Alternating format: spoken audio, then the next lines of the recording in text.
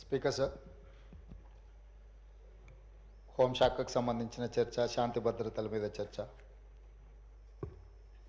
Online betting, అదేవిధంగా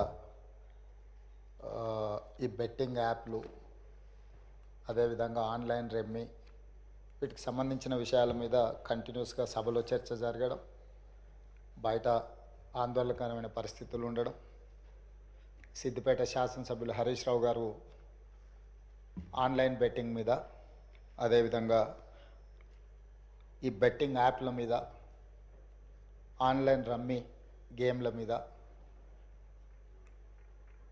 ప్రభుత్వం చర్యలు తీసుకోవాలి. పేదలకు తీరని నష్టం జరుగుతుంది. పేదలు ఈ బెట్టింగ్ యాప్లతో బలవుతున్నారు, ఆత్మహత్యలు చేసుకుంటున్నారు, రకరకాల ఆందోళనలు చేపట్టడం జరిగింది, మాట్లాడడం జరిగింది. అధ్యక్ష, గత ప్రభుత్వమే 2017లో ఆన్లైన్ బెట్టింగ్ కానీ ఆన్లైన్ యాప్ వీటన్నిటి మీద నిషేధం చేస్తూ చట్టం తీసుకొచ్చింది. చట్టం చేశాం కానీ దాన్ని పకడ్బందీగా అమలు చేసే విషయంలో మరి గత ప్రభుత్వంలో కొంత నిర్లక్ష్యం జరిగింది. ఈ మధ్యకాలంలో అది చాలా వేగంగా తెలంగాణ రాష్ట్రంలో దుర్వినియోగం జరుగుతుంది. అందుకే అధ్యక్ష, తమరి ద్వారా ఇది పక్క రాష్ట్రాలు, దేశము, ఇతర దేశాలు ఈ నేరం ఒక రకంగా అంతర్జాతీయ స్థాయిలో, రాష్ట్ర స్థాయి నుంచి మొదలు పెడితే అంతర్జాతీయ స్థాయి వరకు వివిధ రకాల సంస్థలు, వ్యక్తులు, రకరకాల దేశాలకు సంబంధించిన నేరగాళ్ళు అందరూ కూడా ఇందులో పాల్గొంటున్నారు.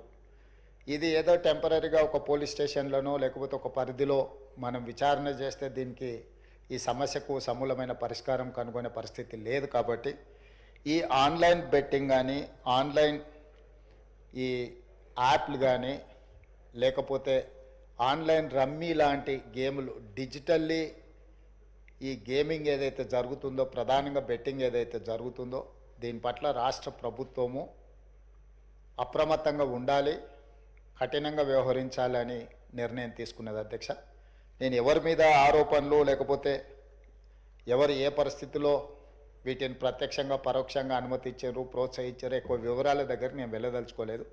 రాష్ట్ర ప్రభుత్వం స్పష్టంగా బెట్టింగ్ యాప్లు కానీ, ఆన్లైన్ బెట్టింగ్ కానీ, ఆన్లైన్ రమ్మీ గేమ్లను పట్ల అప్రమత్తంగా ఉండడమే కాదు, కఠినంగా వ్యవహరించాలని ఈరోజు రాష్ట్ర ప్రభుత్వం నిర్ణయం తీసుకున్నది.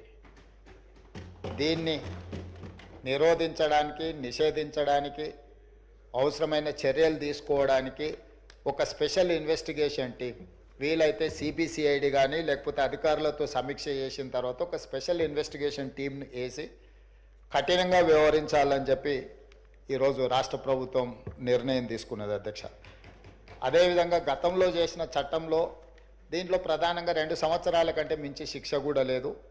రేపు వచ్చే సమావేశాలలో ఈ ఆన్లైన్ బెట్టింగ్ నిర్వాహకులకనే కాదు, ఆడేవాళ్లను, బాధితులను, అదేవిధంగా ఈ ఆన్లైన్ అడ్డగోలుగా నిర్వహిస్తున్న వాళ్ళ పట్ల శిక్షను కూడా పెంచడానికి అవసరమైన చట్టాలను కూడా అవసరమైతే మనం సవరించుకోవాల్సిన అవసరం ఉన్నది. అధ్యక్ష, ఎందుకంటే శిక్ష కఠినంగా ఉంటుంది, ఎక్కువ కాలం ఉంటుంది అని ఎప్పుడైతే తెలుస్తుందో నేరం అనేది తగ్గుతుంది.